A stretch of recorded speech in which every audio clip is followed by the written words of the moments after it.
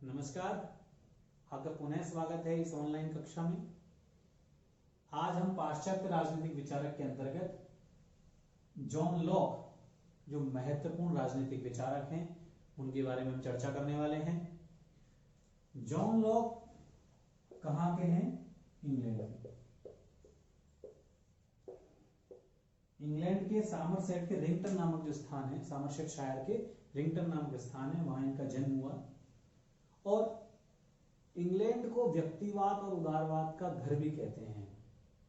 उदारवाद अर्थात व्यक्ति की स्वतंत्रता को महत्वपूर्ण आधार देना, व्यक्ति की स्वतंत्रता पर बल देना, यह हमें कहीं न कहीं इंग्लैंड के जो राजनीतिक दर्शन है उसमें हमें देखने को मिलता है। मैंने पहले आपको होब्स के बारे में बताया था। होब्स भी इंग्लैंड का है। हम देखते हैं कि होब्स ने जब सामाजिक समझौते का सिद्धांत दिया था तो सामाजिक समझौते की शुरुआत में वो कहते हैं कि जब सामाजिक समझौता हो गया, व्यक्तियों ने अपने सारे अधिकार शासक को सौंप दिए, तो व्यक्तियों को जो लोग उसमें रह रहे हैं उस राज्य में, उनको शासक की हर बात माननी चाहिए। शासक ही कानून का निर्माता है। शासक जो कानून बनाएगा लोगों को उसका पालन करना चाहिए, लोग उनका पालन करेंगे। वो न्याय का स्रोत है शासक। शासक कानून का निर्माता है, वो शासक ही लोगों को दंड देने का अधिकारी है। तो सारी शक्ति शासक के पास है। सामान्यतः शासक के जो निर्देश हैं, जो कानून है, उनका लोगों को विरोध करने का अधिकार नहीं है। लेकिन चूंकि होब्स इंग्लैंड का है, व्यक्ति की स्वतंत्रता हमें इंग्लैंड के जो राजनीतिक दर्शन है उसमें नजर आती है। इसीलिए वो बाद में एक बात व्यक्ति की स्वतंत्रता से जुड़ी हुई कहते हैं कि यदि शासक लोगों को जीवन के अधिकार से वंचित करता है, उनके जीवन के अधिकार को संकट में डालता है, तो लोग विरोध कर सकते हैं। तो होब्स का दर्शन, जैसे ही ये वो बात बोल देते हैं, तो अब तक जो होब्स के जो राजनीतिक विचार जो सर्वाधिकारवादी नजर आ रहे थे, वो व्यक्तिवाद की ओर मुड़ जाते हैं। जॉन लॉक भी कहां है? इंग्लैंड के। तो जब हम जॉन लॉक के विचारों को पढ़ेंगे तो कहीं न कहीं यहां भी वही व्यक्ति की स्वतंत्रता का दर्शन, वही उदारवाद, वही व्यक्तिवाद हमें यहां भी नजर आएगा। तो किसी भी विचारक को पढ़ने से पहले हमें वो किस देश से हैं, उनके समय की परिस्थितियां हमें ध्यान रखना जरूरी है। यदि हम इन चीजों का ध्यान रखेंगे तो बहुत हद तक हम उस विचारक के विचारों को समझ पाएंगे। अब हम बात करते हैं जॉन लॉक के जो विचार हैं उनकी। विचारों पर आगे बढ़ने से पहले हम उनके जीवन काल है उनके बारे में जान लेते हैं। मैं बता चुका हूं जॉन जो लॉक हैं इंग्लैंड के हैं। जॉन लॉक का जो जन्म हुआ उस समय इंग्लैंड में गृह युद्ध चल रहा था। गृह युद्ध का मतलब जो उस समय जो वहां की जो संसद थी और जो वहां का जो राजा था चार्ल्स प्रथम, उसके मध्य संघर्ष चल रहा था। संसद अपने अधिकारों के लिए संघर्ष कर रही थी, राजा अपने अधिकारों के लिए संघर्ष कर रहा था। और जो जॉन लॉक के जो पिताजी हैं थे, वो संसद के जो अधिकारों के समर्थन वाले जो गुट था उसमें वो शामिल थे। तो इस प्रकार ये गृह युद्ध जैसे जैसे आगे बढ़ा, तब धीरे धीरे 1649 में जो संसद के अधिकारों का जो समर्थन करने वाला गुट है, उसके जो नेता थे क्रॉमवेल, उसको वहां पर इंग्लैंड में सत्ता प्राप्त हुई और उन्होंने गणतंत्रीय सरकार की स्थापना की। लेकिन कुछ समय बाद 1660 में पुनः इंग्लैंड में राजतंत्र की स्थापना हो गई। चार्ल्स प्रथम के जो पुत्र थे चार्ल्स द्वितीय, उनको वहां इंग्लैंड में शासन मिला। तो 1660 में जैसे ही इंग्लैंड में उनको शासन मिला, राजतंत्र की स्थापना हुई, तो जॉन लॉक के जो पिताजी थे वो संसद के अधिकारों का जो नेतृत्व करने वाले गुट थे उसके समर्थक थे। जॉन लॉक भी संसदीय प्रभुसत्ता का समर्थन कर रहे थे। इसलिए जैसे ही इंग्लैंड में राजतंत्र की स्थापना हुई, जॉन लॉक को इंग्लैंड से भागना पड़ा और वो भागकर कहां चले गए? हॉलैंड। कहां चले गए? हॉलैंड। हॉलैंड में रहे। लेकिन जैसे ही इंग्लैंड में पुनः 1688 में गौरवपूर्ण क्रांति हुई, रक्तहीन क्रांति हुई, पुनः जॉन लॉक वापिस कहां गए? इंग्लैंड आ गए। और इंग्लैंड आने के बाद उनको कमिश्नर ऑफ अपील नाम का एक बड़ा पद प्राप्त हुआ, क्योंकि अब यहाँ संवैधानिक राजतंत्र, लोकतंत्र की स्थापना हो गई। संसदीय प्रभुसत्ता की जो कल्पना जॉन लॉक ने की थी वो यहाँ साकार जब हुई, तो जॉन लॉक हॉलैंड से कहां गए? वापस इंग्लैंड आ गए। और कमिश्नर ऑफ अपील के रूप में उन्हें बहुत बड़ा पद प्राप्त हुआ और उनका जीवन बड़े सुखमय तरीके से गुजरा। इसके पश्चात हम बात करते हैं अब जॉन लॉक की महत्वपूर्ण पुस्तकों के बारे में।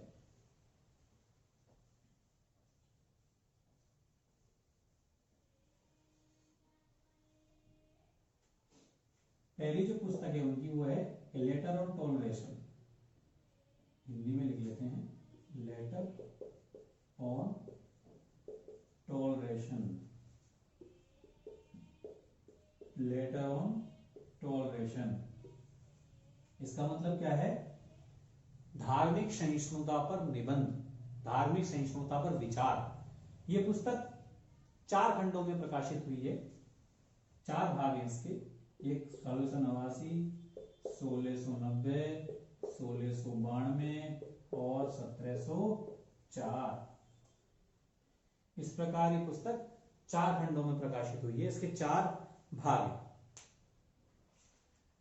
धार्मिक सहिष्णुता संबंधी विचार हमें इसमें जॉन लॉक के देखने को मिलते हैं।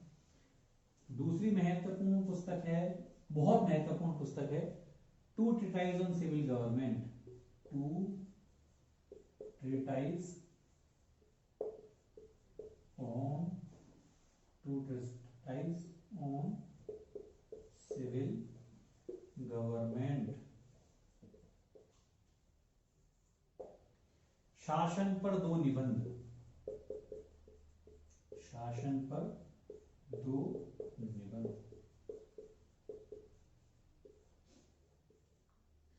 इस पुस्तक के 2 भाग हैं। पहले भाग में रॉबर्ट फिल्मर ने अपनी एक पुस्तक लिखी थी, उसका नाम था पैट्रियार्का। तो रॉबर्ट फिल्मर ने अपनी पुस्तक पैट्रियार्का में राजा की देवी उत्पत्ति का सिद्धांत दिया है। अर्थात जो राजा है उसे ईश्वर ने भेजा है, वो ईश्वर की मूर्ति है। इसीलिए व्यक्ति को जो राजा के आदेश हैं उनका बिना विरोध किए पालन करना चाहिए, क्योंकि वो धरती पर ईश्वर है, ईश्वर ने उसे भेजा है।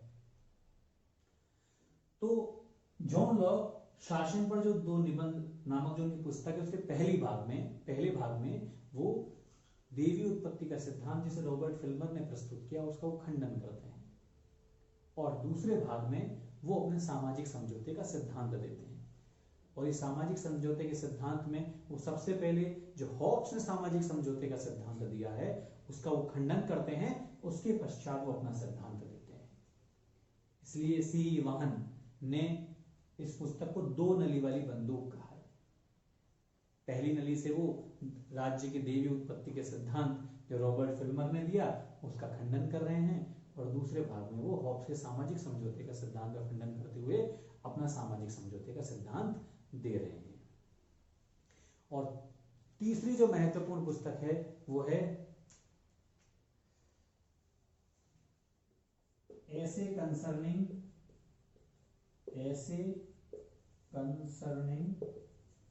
Human understanding.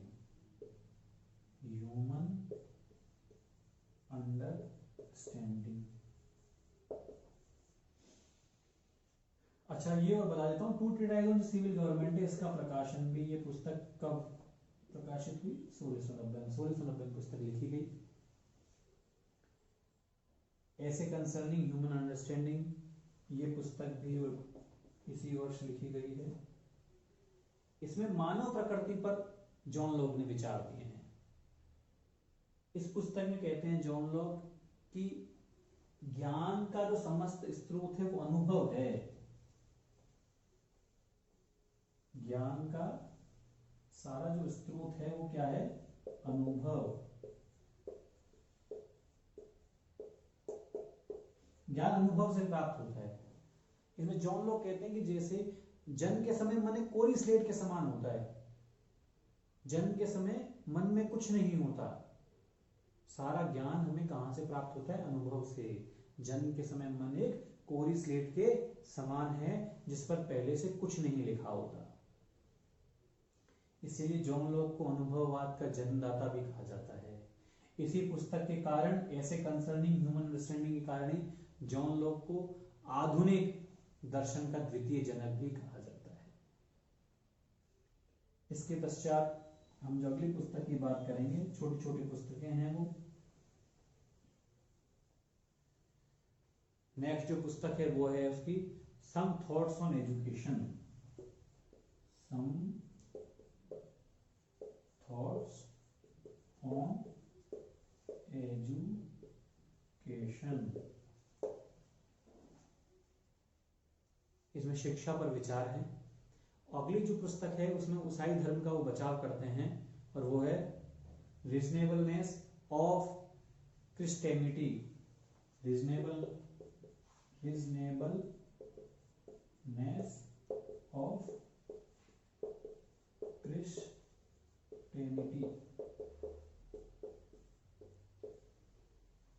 क्रिश्चियनिटी। इस पुस्तक में वो जो ईसाई धर्म है उनका वो बचाव कर रहे हैं। जो ईसाई धर्म के जो विचार हैं उनका वो तार्किक बचाव करते हुए नजर आ रहे हैं। तो ये जॉन लॉक की महत्वपूर्ण पुस्तकें हैं। अब हम बात करते हैं जॉन लॉक के विचारों का, अब चर्चा करेंगे। तो जॉन लॉक सबसे पहले उनका जो सबसे इंपॉर्टेंट सिद्धांत कौन सा है? सामाजिक समझौते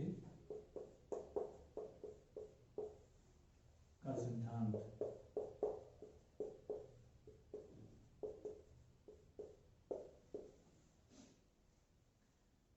सामाजिक समझौते का सिद्धांत को प्रस्तुत करने से पहले वो मानव प्रकृति के बारे में चर्चा करते हैं। मानव प्रकृति, ये मनुष्य का स्वभाव कैसा होता है। तो कहते हैं जॉन लॉक कि मनुष्य तो नैतिक है, सहयोगी है। इससे पहले जब हॉब्स ने सामाजिक समझौते का सिद्धांत दिया था उसमें उन्होंने मानव को अनैतिक, असामाजिक प्राणी बताया था। दुष्ट, कमीना, उसका जीवन क्षणभंगुर है, पाश्विक है, ऐसा हॉब्स ने माना था। लेकिन जॉन लॉक कहते हैं नहीं, मनुष्य तो सामाजिक प्राणी है, मनुष्य नैतिक प्राणी है, अच्छा है, सहयोगी है, मित्रवत व्यवहार करता है सबके साथ।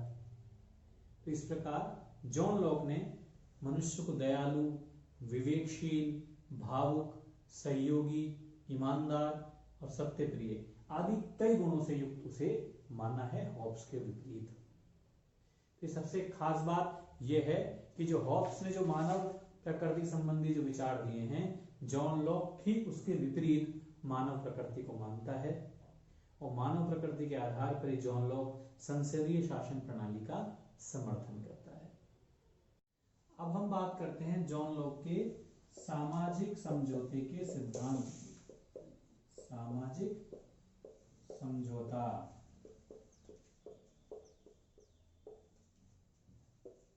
हॉब्स का क्या उद्देश्य था? जो जॉन लॉक से पहले हॉब्स ने सामाजिक समझौते का जो सिद्धांत दिया था उसमें हॉब्स का था निरंकुश राजतंत्र की स्थापना करना। यहां पर हमें हॉब्स और जॉन लॉक अलग अलग नजर आते हैं। इसके पीछे की कहानी को जानना हमारे लिए बहुत ज्यादा जरूरी है, क्योंकि इंग्लैंड में जब हॉब्स का जब जन्म हुआ तो वहां गृह युद्ध की स्थिति थी। संसद और राजा दोनों अपने अपने अधिकारों के लिए लड़ाई कर रहे थे आपस में।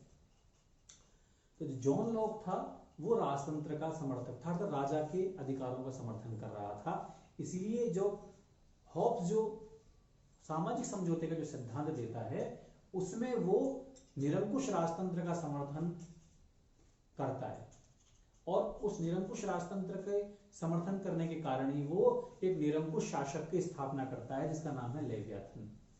जबकि दूसरी ओर यदि मैं जॉन लॉक देखूं तो वो निरंकुश राजतंत्र का समर्थक नहीं है, वो संसदीय प्रभुसत्ता, संसदीय अधिकारों का समर्थन करता है। जो गृह युद्ध हुआ उसमें वो संसदीय अधिकारों का समर्थक है। इसी कारण है कि जो सामाजिक समझौते का जो सिद्धांत दे रहा है उसमें वो शासक की जो स्थापना करेगा वो निरंकुश नहीं होगा, वो उसकी शक्ति सीमित शासन की भावना पर होगी। यहां पर वो संसदीय प्रभुसत्ता को स्थापित करेगा। तो ये फर्क है हॉब्स और जॉन लॉक के सामाजिक समझौते के विचारों में। तो सामाजिक समझौता देने से पहले जिस प्रकार हॉब्स ने कल्पित प्राकृतिक अवस्था का चित्रण किया था, उसी प्रकार जॉन लॉक भी सामाजिक समझौते की शुरुआत में किस प्रकार सामाजिक समझौता हुआ उसमें वो सबसे पहले एक कल्पित प्राकृतिक अवस्था का चित्रण करते हैं। कल्पित प्राकृतिक अवस्था का चित्रण। जॉन लॉक कहते हैं कि बिल्कुल सही बात है, प्राकृतिक अवस्था थी किसी समय में, और प्राकृतिक अवस्था में जो मनुष्य का स्वभाव था वो सहयोगी था, नैतिक था, दयालु था वहां मनुष्य। और जो प्राकृतिक अवस्था थी वो शांति से युक्त थी, परस्पर सहयोग की वह अवस्था थी। वहां पर जैसा हॉब्स मानता है कि वो संघर्ष की अवस्था, ऐसा जॉन लॉक मना करता है, वो संघर्ष की अवस्था नहीं थी। वहां लोग मिलजुल कर रहते थे, वहां पर न्याय था, वहां पर नैतिकता थी, वहां पर सहयोग का वातावरण था, वो शांति की अवस्था थी, परस्पर सदिच्छा का वहां वातावरण था। मनुष्य नैतिक, सहयोगी, अच्छा, कृपालु, दयालु, सब अच्छे अच्छे नैतिक गुणों से वो युक्त था। तो जहां प्राकृतिक अवस्था में मनुष्य, हॉब्स ने जो मनुष्य का स्वभाव पाशविक, कमीना, दुष्ट, क्षणभंगुर माना है, वहां जॉन लॉक मनुष्य को अच्छा, नैतिक, दयालु, मित्रवत, सहयोगी और वो अवस्था को न्याय और नैतिकता से युक्त मानते हैं, शांति की अवस्था को मानते हैं जॉन लॉक। तो प्राकृतिक अवस्था और मनुष्य के स्वभाव के बारे में भी हॉब्स और जॉन लॉक दोनों एक दूसरे के विरोधी नजर आते हैं। तो प्राकृतिक अवस्था शांति की अवस्था है, लोग मिलजुल कर रह रहे हैं, अच्छे तरीके से जीवन यापन चल रहा है। फिर लोगों को क्या आवश्यकता पड़ी सामाजिक समझौता करने की, क्यों जरूरत पड़ी राज्य स्थापित करने, ये प्रश्न है हमारे लिए। तो कहता है यहां पर जॉन लॉक कि प्राकृतिक अवस्था में भी लोगों को 3 प्रकार के अधिकार प्राप्त हुए। जॉन लॉक बहुत बड़ी बात करता है, व्यक्ति की स्वतंत्रता का बहुत बड़ा हिमायती है। जॉन लॉक को उदारवाद का जनक कहा जा रहा है, संविधानवाद का जनक। इसके पीछे बहुत सारे रीजन है, उसमें एक बहुत बड़ा कारण ये भी है क्योंकि जॉन लॉक कहता है कि मनुष्य को जन्म से ही 3 प्रकार के अधिकार प्राप्त होते हैं। पहला अधिकार है संपत्ति का अधिकार, दूसरा अधिकार है स्वतंत्रता का अधिकार, और तीसरा अधिकार है जीवन का अधिकार। 3 प्रकार के अधिकार हैं, संपत्ति का, जीवन का, स्वतंत्रता का। और इन 3 अधिकारों में जो सबसे जो महत्वपूर्ण अधिकार कौन सा है? संपत्ति का अधिकार। यहां पर इंग्लैंड का में दर्शन नजर आ रहा है कि इंग्लैंड को पूंजीवाद का, उदारवाद का घर कहते हैं, और यही कारण है कि व्यक्ति की संपत्ति का समर्थन कौन कर रहा है? जॉन लॉक कर रहा है। इंग्लैंड का दर्शन, उदारवादी दर्शन, व्यक्तिवादी दर्शन हमें देखो जॉन लॉक के विचारों में नजर आ रहा है। तो जॉन लॉक 3 प्रकार के अधिकार मानते हैं, संपत्ति का अधिकार, स्वतंत्रता का और जीवन का अधिकार। और इनमें भी सबसे महत्वपूर्ण किसको मान रहे हैं? संपत्ति के अधिकार। तो कहते हैं जॉन लॉक की प्राकृतिक अवस्था बहुत अच्छी अवस्था है, लोग मिलजुल कर रह रहे हैं, मनुष्य दयालु है, सहयोगी है, कोई संघर्ष नहीं है, और यहां पर लोगों को 3 प्रकार के अधिकार भी प्राप्त हैं। लेकिन समस्या क्या है? इन 3 अधिकारों के संरक्षण की कोई व्यवस्था नहीं है, अर्थात वह कार्यपालिका, व्यवस्थापिका और न्यायपालिका नहीं है। प्राकृतिक अवस्था में जो नियम है वो प्राकृतिक विधियों से चल रहे हैं। जॉन लॉक का तात्पर्य जो मध्यकालीन जो ईश्वरीय देवी विधि है, जो सार्वभौमिक विधि है, ईश्वर के जो कानून बनाए हुए हैं उनके अनुसार ही ये प्राकृतिक अवस्था चल रही है। लेकिन शासक द्वारा बनाए गए जो कानून हैं वो यहां पर नहीं है, व्यवस्थापिका, कार्यपालिका, न्यायपालिका नहीं है। तो यहां पर समस्या क्या है? अधिकार तो हैं लेकिन अधिकारों के संरक्षण की व्यवस्था नहीं है। उदाहरण के लिए यदि एक व्यक्ति ने दूसरे व्यक्ति की संपत्ति छीन ली तो दंड कौन देगा? एक व्यक्ति ने दूसरे व्यक्ति को के जीवन को खतरे में डाल दिया तो दंड कौन देगा?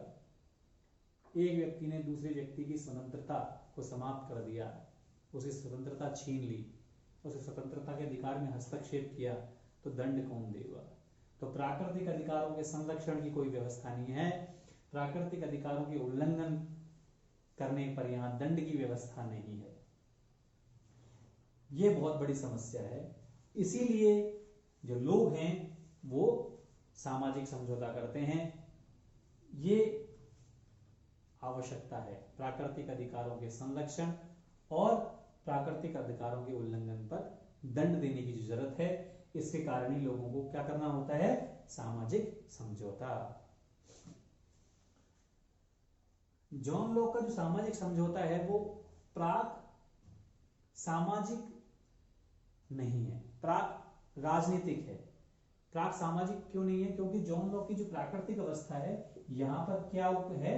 समाज है। यहां पर हॉब्स का जो प्राकृतिक अवस्था थी उसमें वो समाज भी नहीं था, क्योंकि लोग झगड़ा कर रहे थे, संघर्ष कर रहे थे, एक दूसरे को मार रहे थे, तो वहां समाज नहीं हो सकता।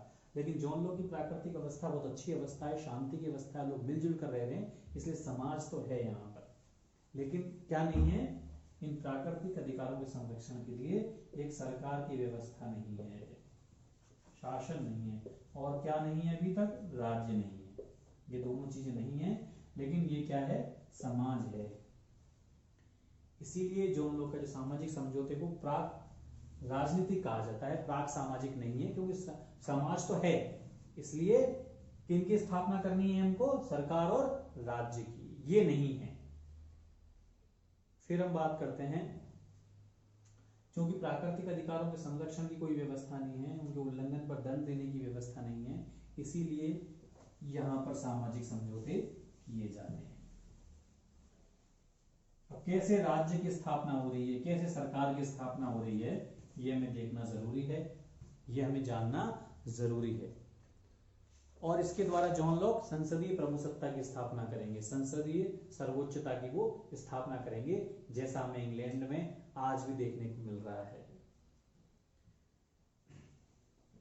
तो लॉक के सामाजिक समझौता, प्राकृतिक अवस्था हो गई, मानव स्वभाव हो गया जॉन लॉक का। अब हम सामाजिक समझौते पर आते हैं। इस पर चर्चा करने से पहले मैं हॉब्स के बारे में और आपको एक बार बता दूं कि हॉब्स का जो समझौता है वो एक बार हो रहा है, एक स्तरीय है। वहां जो समझौता हुआ उसमें शासक शामिल नहीं है। हॉब्स के सामाजिक समझौते में वो लोगों के मध्य किया हुआ, और लोगों ने अपने समझौते के द्वारा शासक को चुना। समझौते का वो परिणाम है शासक, वो भागीदार उसमें नहीं। इसलिए हॉब्स के सामाजिक समझौते के बारे में कहा जाता है कि चूंकि लोगों ने समझौते के द्वारा शासक को चुना है, शासक समझौते में शामिल नहीं है, भागीदार नहीं, वो तो परिणाम है उसका, इसीलिए वो जनता के जितने भी बंधन हैं उनसे मुक्त है, क्योंकि वो शामिल नहीं, उसने कॉन्ट्रैक्ट नहीं किया, वो तो सामाजिक समझौते का क्या है? परिणाम है। जबकि जॉन लॉक का जो सामाजिक समझौता है उसमें शासक भी शामिल होगा। तो हॉब्स के सामाजिक समझौते में जो प्राकृतिक अवस्था थी वहां पर न समाज था, न राज्य था, न सरकार था, और सामाजिक समझौते के द्वारा समाज, राज्य और सरकार तीनों बन रहे हैं। जॉन लॉक का जो सामाजिक समझौता है उसमें प्राकृतिक अवस्था में समाज तो है, लेकिन राज्य और सरकार नहीं है जिनकी वो स्थापना करने वाले हैं। तो जॉन लॉक का जो समझौता होगा वो द्विस्तरीय, 2 स्तर होंगे, जबकि हॉब्स के सामाजिक समझौते में केवल एक ही स्तर था, लोगों ने समझौता किया और शासक को चुन लिया। जॉन लॉक के सामाजिक समझौते में क्या होता है? सबसे पहला समझौता होगा, वो कौन कर रहे हैं? लोग कर रहे हैं, जनता कर रही है, और जनता ने पहला समझौता किया और किसकी स्थापना कर ली? नागरिक समाज की। किसकी स्थापना कर ली? नागरिक समाज की। अच्छा, नागरिक समाज क्या है? जिसे सामान्य शब्दों में क्या कहा जाता है? राज्य। जॉन लॉक ने राज्य के पर्याय के रूप में किसका शब्द का प्रयोग किया? नागरिक समाज का। कुछ विद्वान नागरिक समाज और राज्य को अलग अलग मानते हैं। जैसे हीगल कहता है कि जो राज्य है वो तो नागरिक समाज की अगली सीढ़ी है, लेकिन जॉन लॉक ने जो लोगों के द्वारा पहला जो समझौता हुआ उसके द्वारा किसकी स्थापना की? नागरिक समाज की। और नागरिक समाज किसका पर्याय माना है? राज्य का पर्याय माना है। ठीक है, तो इसका मतलब वो राज्य और नागरिक समाज को एक ही मानता है जॉन लॉक। अब हम बात करते हैं, तो ये तो हो गया पहला समझौता, लोगों के आपसी समझौते के द्वारा ये बन गया। अब जो दूसरा समझौता हो रहा है, नागरिक समाज आ गया, जिसमें कौन शामिल है, सारे सारे लोग, ठीक है ना। और अब यहां बुला लिया शासक को, जो शासन करेगा उसको बुला लिया कि आप भी आ जाओ। अब नागरिक समाज और दूसरा समझौता शासक। नागरिक समाज में कौन है, लोग ही तो हैं। दूसरा समझौता ये हो रहा है। दूसरे समझौते में क्या हुआ, दूसरे समझौते में लोगों ने ये कहा, जो नागरिक समाज में शामिल हैं, कि हम प्राकृतिक अधिकारों के संरक्षण की व्यवस्था आपको दे रहे हैं। आप हमारे प्राकृतिक अधिकारों का क्या करोगे, संरक्षण करोगे। हमारे जीवन के अधिकार का, हमारे संपत्ति के अधिकार का, हमारे स्वतंत्रता के अधिकार की आप रक्षा करोगे। और जो प्राकृतिक अधिकारों का उल्लंघन करेगा उसे आप दंड दोगे। इसके बदले आप जो हमें दिशा निर्देश देंगे, जो आप आदेश देंगे, उनका हम क्या करेंगे, पालन करेंगे। ठीक है। शासक ने कह दिया बिल्कुल ठीक है, मैं शासन करूंगा, मैं जो निर्देश दूंगा आप उन्हें मानेंगे, इनके बदले मैं आपके प्राकृतिक अधिकारों का संरक्षण करूंगा और जो उल्लंघन करेगा उसे मैं दंड दूंगा। लेकिन यदि मैं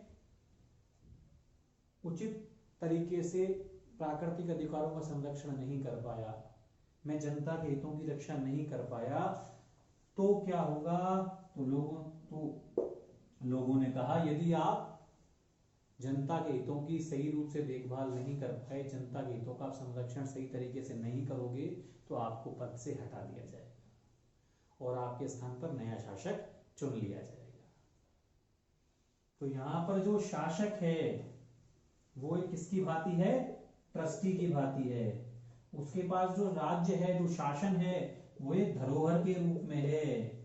वो स्वामी नहीं है, वो यहां पर शासक, वो खुद को स्वामी नहीं समझे, वो क्या समझे, ट्रस्टी समझे। धरोहर के रूप में उसे राज्य मिला हुआ है, उसे ट्रस्टी के रूप में, धरोहर के रूप में अपने राज्य का संरक्षण करना है, राज्य की देखभाल करनी है। और जब वो अपने राज्य की सही तरीके से देखभाल नहीं करेगा, तो जो वहां के लोग हैं, जो वहां का समाज है, वो उसे पद से हटा देगा।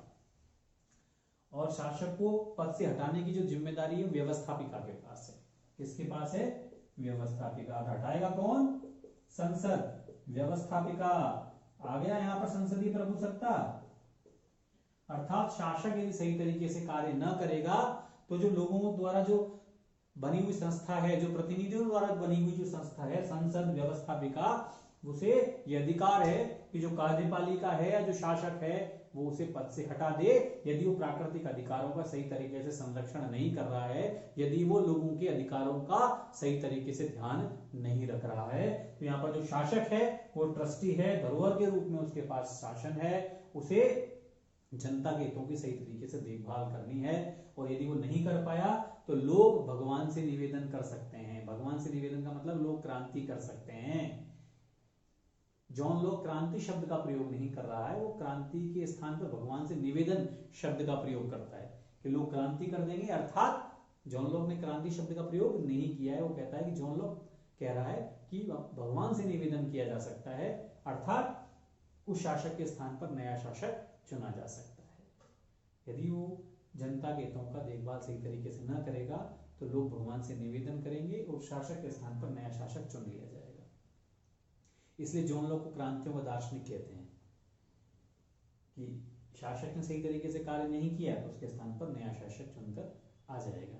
तो यहाँ पर शासक ट्रस्टी की बात है, धरोहर की बात है। जो लोग हैं उनके पास सोई हुई प्रभुसत्ता है, सोई हुई प्रभुसत्ता। जबकि जो जो राजा है, शासक है, उसके पास कौन सी प्रभुसत्ता है, जागी हुई।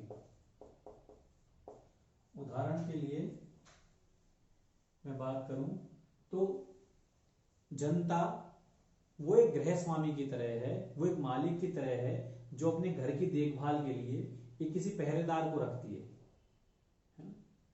पहरेदार घर की पहरेदारी करेगा, लेकिन जो गृहस्वामी है, जो घर का मालिक है, वो रात में उठ कर देखेगा कि पहरेदार कहीं सो तो नहीं गया है, पहरेदार अपने कामों को सही तरीके से कर रहा है अथवा नहीं कर रहा है। तो जो जागृत प्रभुसत्ता है वो किसके पास है? शासक के पास। लेकिन सोई प्रभुसत्ता किसके पास है? जनता के पास। गृहस्वामी है, बीच बीच में रात में उठकर देखेगी उदाहरण के लिए कि कहीं राजा सो तो नहीं रहा है। उदाहरण के लिए समझाया मैंने आपको कि जो शासक है वो जागी हुई प्रभुसत्ता है और जनता के पास सोई हुई प्रभुसत्ता है। उसने एक एग्जांपल से समझाया है कि वो ऐसे गृहस्वामी की तरह है जो जिसने अपनी सुरक्षा के लिए पहरेदार तो रखा हुआ है, लेकिन वो बार बार रात में जाग जाग कर देखेगा कि कहीं जो पहरेदार है सो तो नहीं गया है। इसका मतलब कि जनता बार बार चेक करेगी, समय समय पर देखेगी कि शासक सही तरीके से कार्य कर रहा है अथवा नहीं कर रहा है। दूसरे तरीके से मैं आपको समझाऊं तो एक शासक है वो एक संयुक्त जो कोई पूंजी कंपनी है उसके मैनेजर की तरह है, और जो जनता है वो क्या है? उस जो कंपनी है उसके हिस्सेदार, उसके मालिक। तो जो मैनेजर तब तक कंपनी में काम करेगा जब तक जो उसके हिस्सेदार हैं कंपनी के, जो कंपनी के मालिक हैं वो संतुष्ट हैं। जब मैनेजर के कामों से मालिक असंतुष्ट होंगे तो उसको पद से हटा दिया जाएगा। तो जनता के पास सोई हुई प्रभुसत्ता है और राजा के पास जागी हुई प्रभुसत्ता है। तो शासक ट्रस्टी की तरह है, धरोहर की तरह है। इसके पास जो शासक है वो सीमित शासन की भावना पर आधारित है। तो जॉन लॉक इस समझौते के द्वारा कई बातें सिद्ध करना चाह रहे हैं। पहली बात, जॉन लॉक ने दो समझौते की बात कही है। पहले समझौते द्वारा नागरिक समाज बनाया है, दूसरे समझौते के द्वारा शासक बनाया। शासक का जो है स्वरूप है वो ट्रस्टी है, धरोहर है, उसके पास जागी हुई प्रभुसत्ता है, लेकिन वो सीमित शासन की भावना पर आधारित है। यदि वो सही तरीके से अपने पद का निर्वाह नहीं कर पाया तो लोग भगवान से निवेदन कर सकते हैं, अर्थात लोग उसके स्थान पर नए शासक को चुन सकते हैं। वो क्रांति शब्द का प्रयोग नहीं करता है जॉन लॉक, वो भगवान से निवेदन शब्द का प्रयोग कर रहा है। सीमित शासन की भावना में नजर आ रही है, संवैधानिक शासन में नजर आ रहा है। यहां पर व्यक्ति साध्य है, राज्य साधन है। यहां पर जो शासक है वो व्यक्ति के अधिकारों के लिए, रक्षा के लिए बना हुआ है। तो सीमित शासन, संवैधानवाद, उदारवाद, ये सब हमें जॉन लॉक के दर्शन में नजर आते हैं। ये सबसे जो खास बात है वो ये है। तो ये जो पहला समझौता है वो खुला समझौता है, लोगों ने नागरिक समाज को चुना है। और दूसरा समझौता कैसा? निहित समझौता है, जिसके द्वारा शासक की स्थापना हो रही है। अब हॉब्स ये कहता है, मैं हॉब्स पे जा रहा हूं, कि यदि वो एक भय देता है लोगों में कि लोगों ने जिस शासक को चुना है समझौते के द्वारा, यदि आप समझौता तोड़ दोगे तो वही प्राकृतिक अराजक अवस्था है वो आ जाएगी, क्योंकि समझौता टूट गया तो वही प्राकृतिक अराजकता की स्थिति आने वाली है, जहां पर संघर्ष है, युद्ध किसी स्थिति है, लोग लड़ाई झगड़ा कर रहे हैं, क्योंकि समझौता है, समझौता टूटने पर वही प्राकृतिक अराजकता की स्थिति। जॉन लॉक कहता है मेरे समझौते में ऐसी स्थिति नहीं है। मेरे समझौते में यदि समझौता टूटता है, शासक यदि सही तरीके से कार्य न करेगा तो कोई प्राकृतिक अवस्था की स्थिति नहीं आने वाली है। क्यों? क्योंकि राज्य तो पहले से बना हुआ है, राज्य तो है पहले से, जिसमें वो भागीदारी नहीं है शासक। शासक तो दूसरे समझौते में शामिल है, इसीलिए मैंने दो समझौते किए हैं, ऐसा जॉन लॉक बोलता है कि पहले समझौते से राज्य बन गया, दूसरा समझौता जो हो रहा है उसको भी शासक तोड़ता है तो जो नागरिक समाज है जो, तो वो शासक के स्थान पर नए शासक को चुन सकती है। इसलिए यदि यहाँ शासक समझौते को तोड़ता है तो यहाँ प्राकृतिक जो अराजकता की स्थिति है वो नहीं आ सकती, ऐसा जॉन लॉक मानता है। तो जॉन लॉक के जब सामाजिक समझौते को देख रहे हैं तो जॉन लॉक की प्राकृतिक अवस्था में समाज है, लेकिन क्या नहीं है? राज्य और सरकार नहीं है, है ना? समाज में लोग शांति से रह रहे हैं वहां पे। और जब समझौता हुआ तो समझौते के द्वारा क्या बना? नागरिक समाज बन गया है। तो पहली बात तो अब ये भी ध्यान रखो, जॉन लॉक समाज और नागरिक समाज में अंतर करता है। समाज प्राकृतिक अवस्था में है, वो नागरिक समाज को क्या मान रहा है? राज्य मान रहा है। और सरकार की स्थापना दूसरे समझौते के द्वारा हो रही है। तो इस प्रकार समाज अलग है, जॉन लॉक के अनुसार नागरिक समाज अलग है और सरकार अलग है। और वो सरकार को उसने 3 भागों में विभाजित किया है, कार्यपालिका, व्यवस्थापिका और संघीय निर्मात्री सभा अर्थात न्यायपालिका। और उसका उद्देश्य क्या है? सीमित शासन की स्थापना करना। सामाजिक समझौते का उद्देश्य क्या है कि यदि शासक प्राकृतिक अधिकारों की रक्षा नहीं कर पाएगा तो जो संसद है, जो विधायिका है, उसके पास ये शक्ति है कि वो कार्यपालिका जो उस समय कार्य कर रही है, जो शासक उस समय कार्य कर रहा है, उसको हटा के उसके स्थान पर नया शासक चुन ले। तो यहाँ पर जॉन लॉक इस सामाजिक समझौते के द्वारा संसदीय प्रभुसत्ता अर्थात राजनीतिक प्रभुसत्ता की स्थापना करते हैं। राजनीतिक प्रभुसत्ता अर्थात उनके जो निर्वाचित प्रतिनिधियों में संप्रभुता का निवास होना। कई इसके समर्थक हैं, जैसे डायसी है, लीकॉक, गार्नर, गिलक्रिस्ट, ये सब राजनीतिक प्रभुसत्ता का समर्थन करते हैं। अर्थात राजनीतिक प्रभुसत्ता मतलब संसदीय प्रभुसत्ता, कार्यपालिका का विधायिका के प्रति उत्तरदायी होना। कार्यपालिका सेवक है, विधायिका स्वामी है, संसदीय प्रभुसत्ता।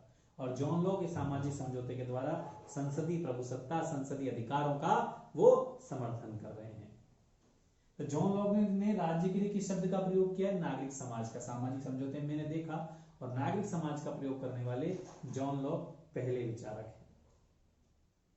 तो इस प्रकार ये जॉन लॉक का सामाजिक समझौते का सिद्धांत है।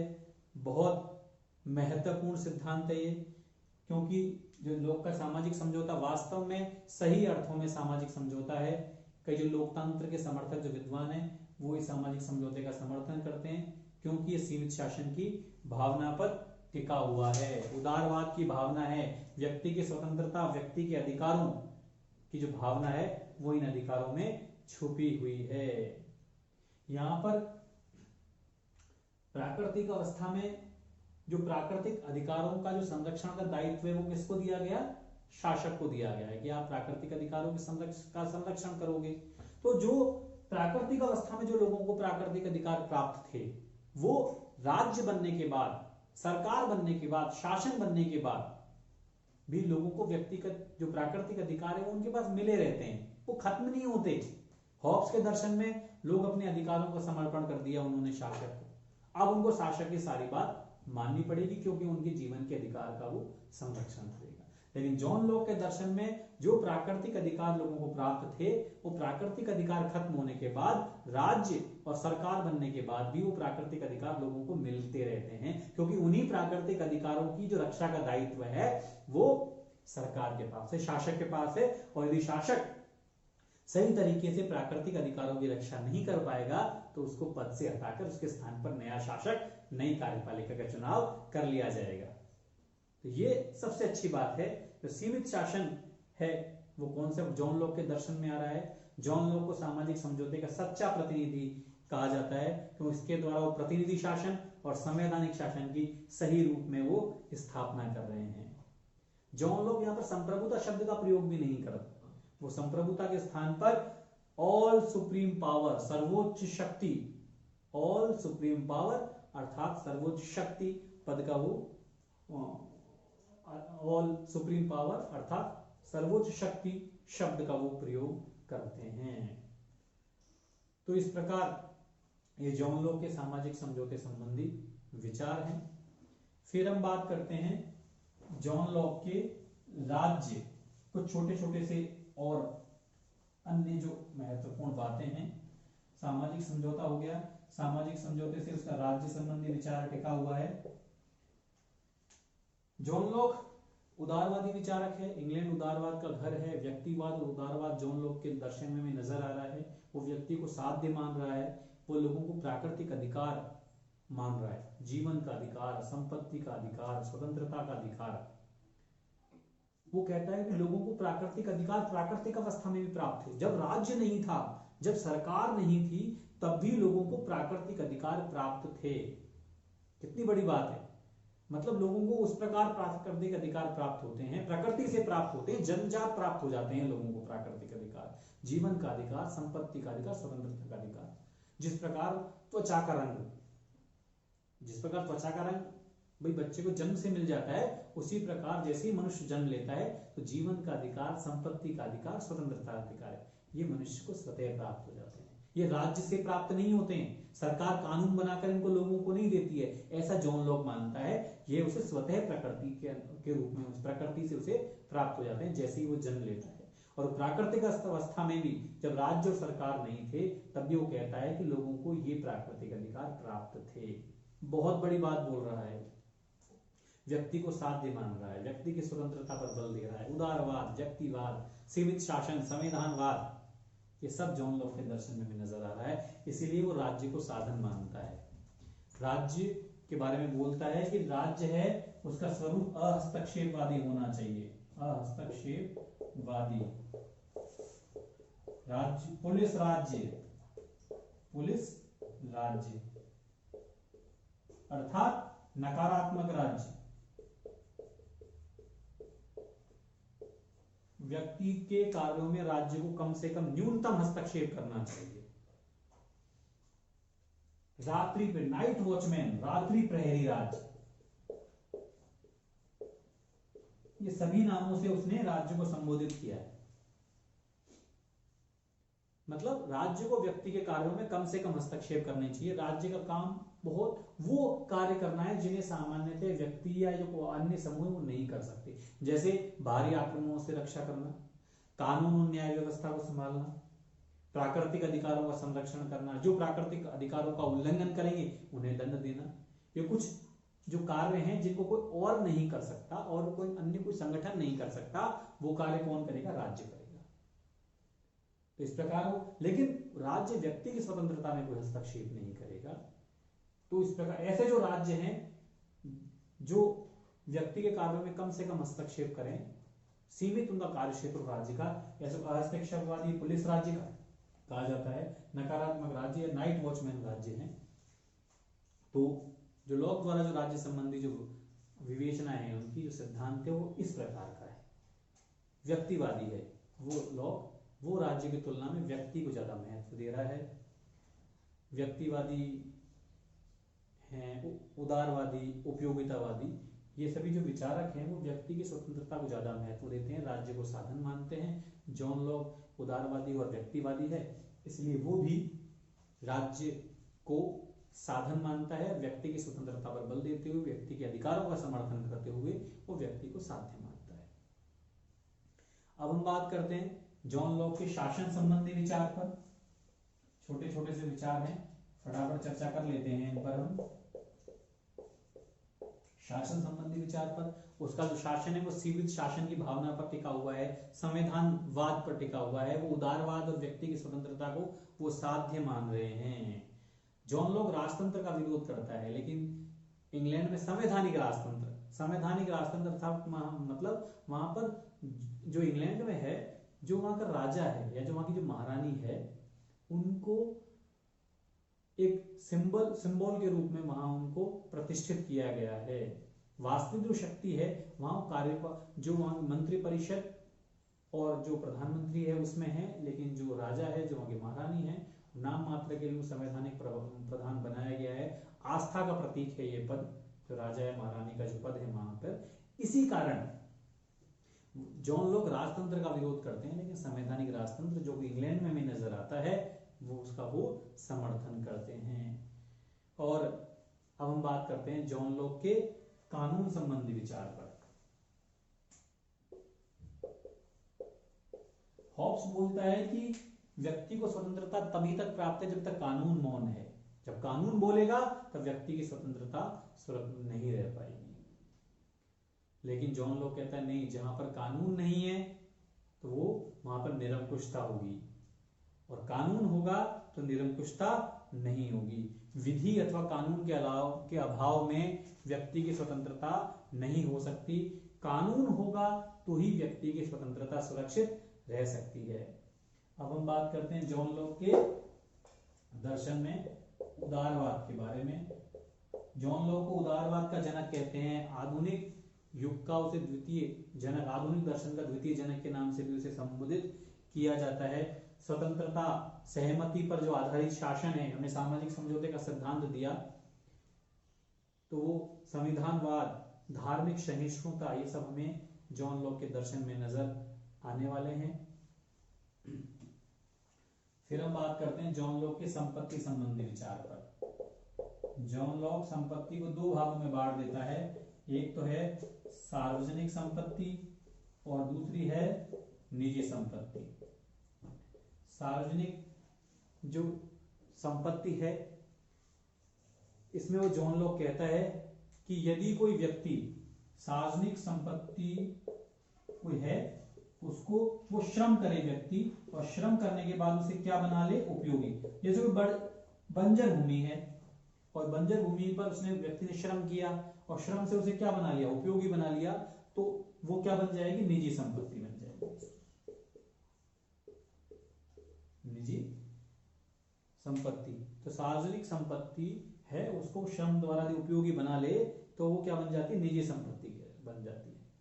तो इसीलिए जॉन लॉक कहता है कि संपत्ति श्रम का फल है, श्रम से जो पैदा होता है वही क्या है, संपत्ति है। और निजी संपत्ति को पुनः वो जॉन लॉक दो भागों में बांट देता है, एक तो है नष्ट न होने वाली, नष्ट न होने वाली, और दूसरी है नष्ट होने वाली। नष्ट न होने वाली जैसे भूमि है, आभूषण हो गया, धन, इनके बारे में जॉन लॉक कहता है इनका असीमित मात्रा में व्यक्ति संचय कर सकता है, खूब कर सकता है। भूमि, आभूषण, धन, ज्ञान भी है। जबकि नष्ट होने वाली में वो रखता है खाने पीने की चीजें हैं, इनका जो संचय है उनको लोगों को ज्यादा नहीं करना चाहिए, सीमित मात्रा में इसका संचय किया जाना चाहिए। तो इस प्रकार जब वो कहता है कि जॉन लॉक के नष्ट न होने वाली जो संपत्ति है, भूमि, आभूषण, धन, ज्ञान, इनका वो असीमित मात्रा में संचय करता है, तो कहीं न कहीं जॉन लॉक एक पूंजीवादी दर्शन, जॉन लॉक का पूंजीवादी जो दर्शन है यहाँ पर नजर आ रहा है।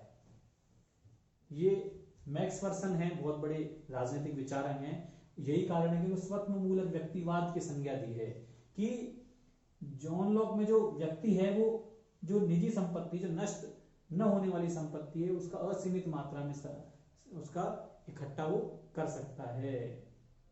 तो ये कहेंगे पूंजीवादी जो दर्शन है वो जॉन लॉक के विचारों में नजर आ रही है। लेकिन जॉन लॉक बोलते हैं कि संपत्ति उत्पादक होनी चाहिए, हर व्यक्ति उतनी ही संपत्ति रखे जितनी वो संभाल सकता है। क्या रखे, उतनी ही संपत्ति रखे जितनी वो संभाल सकता है, और इसके अलावा उसे सारी संपत्ति नहीं लेनी चाहिए, कुछ संपत्ति औरों के लिए भी उसे छोड़ देनी चाहिए, और संपत्ति को नष्ट नहीं किया जा सकता। लेकिन जॉन लॉक संपत्ति के अधिकार को मैंने बताया था, जो प्राकृतिक अधिकार में भी शामिल है, उसे बहुत ज्यादा महत्व दे रहा है। यहाँ पर भी हम देख रहे हैं कि वो लोगों को संपत्ति, जो नष्ट न होने वाली संपत्ति, उसके असीमित संचय को बढ़ावा दे रहा है। पूंजीवादी दर्शन नजर आ रहा है यहाँ जॉन लॉक के दर्शन। जॉन लॉक बोल रहा है कि संपत्ति इतनी पवित्र है कि संप्रभु उसे छू भी नहीं सकता। संपत्ति इतनी पवित्र है कि उसे कोई छू भी नहीं सकता। संपत्ति के अधिकार को मान्यता, पूंजीवादी दर्शन जॉन लॉक के दर्शन की खास विशेषता है। और जॉन लॉक एक बात और बोलता है कि जो निर्धन लोग हैं, जो संपत्तिमान लोग हैं, वो क्या है, विवेक से शून्य है। अर्थात यदि विवेक होगा तो वो निर्जन और संपत्तिवान नहीं रह सकता, निर्धन नहीं रह सकता। तो ये जॉन लॉक की कुछ, इस पर हम कुठाराघात भी करते हैं। ये जो विचार हैं उसके संपत्ति संबंधी विचार हैं, वो कहीं पूंजीवादी दर्शन की ओर बढ़ावा देते हैं, कहीं समाजवादी दर्शन जॉन लॉक के विचारों में नजर नहीं आ रहा है। जॉन लॉक की जब देन की बात करें तो बहुत बड़ी देन है। अनुभववाद प्राकृतिक अधिकारों के सिद्धांत का जन्मदाता है। जॉन लॉक ने व्यक्ति को 3 प्रकार के प्राकृतिक अधिकार माने हैं, जीवन का, संपत्ति का, स्वतंत्रता का अधिकार। बहुत बड़ी देन है।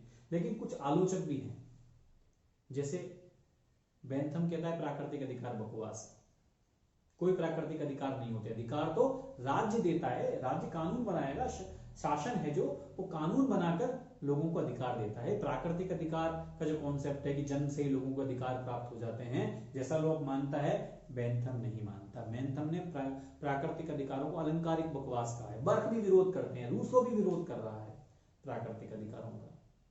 लेकिन कुछ जो विचार है, टॉमस पेन प्राकृतिक अधिकारों का समर्थक है जॉन लॉक की भांति। तो कुछ विचारक हैं, उन्होंने प्राकृतिक अधिकारों का समर्थन भी किया। जॉन लॉक प्राकृतिक अधिकारों का बहुत बड़ा हिमायती है। तो प्राकृतिक अधिकारों का सिद्धांत का जन्मदाता जॉन लॉक है। अनुभववाद कि जन्म के समय मन कोरी स्लेट के समान होता है, उसमें कुछ नहीं लिखा होता, सारा ज्ञान अनुभव से आता है, जॉन लॉक कहता है। संविधानवाद, सीमित शासन, सीमित सरकार, उदारवाद, व्यक्तिवाद, ये सब जो विचार हैं हमें किसमें नजर आ रहे हैं?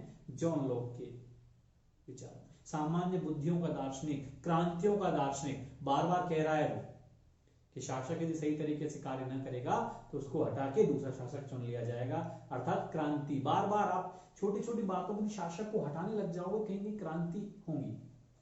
तो क्रांतियों का दार्शनिक भी इसे कहा जा रहा है। जॉन लॉक के विचार इंग्लैंड की गौरवपूर्ण क्रांति की अगर बात करें कहीं आपस में संबंधित हैं।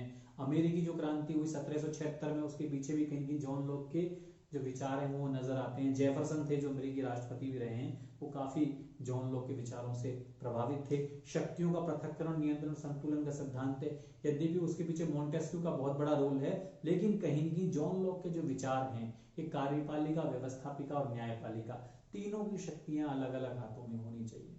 तो प्रारंभिक रूप से जो जॉन लॉक ने बात कही थी उसका प्रभाव भी अमेरिकी संविधान पर पड़ा। यदि मॉन्टेस्क्यू का भी बहुत ज्यादा प्रभाव है, लेकिन मॉन्टेस्क्यू के साथ साथ जॉन लॉक भी कहीं की अमेरिकी संविधान पर अपना प्रभाव छोड़ते हैं। अब हम बात करते हैं कुछ आलोचनाओं की। यदि बात करें तो नो डाउट जॉन लॉक ने जब ये बोलते हैं कि बार बार यदि शासक सही तरीके से कार्य न करेगा तो उसे पद से हटा दिया जाएगा, तो कहीं ना कहीं बार बार यदि हम छोटी छोटी बातों पर शासक को हटाने लग जाएंगे तो ये जो क्रांतियां होंगी वो एक अस्थायित्व का सूचक है। बार बार क्या होंगी? सरकार में अस्थायित्व पैदा होगा जो किसी भी राज्य के लिए अच्छा नहीं माना जाता। इसके अलावा जो उसने प्राकृतिक अधिकारों को कॉन्सेप्ट दिया है, कई विचारक उसकी आलोचना करते हैं। मैं आपको बता चुका हूं, बेंथम ने तो उसे अलंकारिक बकवास भी कहा है। इसके अलावा व्यक्ति को ज्यादा ही महत्व दिया है, राज्य को उसने साधन माना है। एक पुलिस राज्य की बात करें तो अरस्तु कहता है कि राज्य तो मनुष्य सुरक्षा के लिए आया है, सब जीवन के लिए बना हुआ है।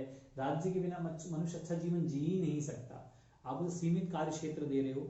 तो कुछ विचारक इस दृष्टिकोण से भी जॉन लॉक के विचारों की आलोचना करते हैं।